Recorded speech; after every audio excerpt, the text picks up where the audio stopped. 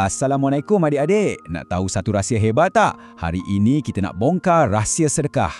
Cuba teka, kena ada banyak duit ke baru boleh bersedekah? Jom kita tengok.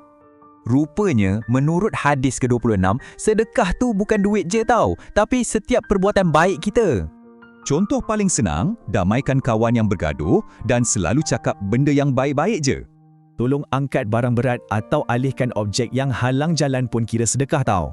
Lagi best, setiap langkah kita berjalan, pergi ke masjid atau surau pun dapat pahala sedekah. Macam mana pula kita nak kumpul pahala percuma ni dekat sekolah? Jom tengok.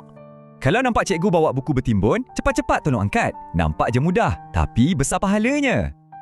Kalau nampak kawan terjatuh waktu main, laju-laju pergi tolong. Ini pun sedekah yang sangat hebat. Nampak sampah dekat koridor? Kutip dan buang dalam tong sampah. Senang sangat kan nak buat? Kesimpulannya, gunakanlah badan kita untuk buat baik. Tolong orang, cakap sopan dan berbaik dengan kawan-kawan.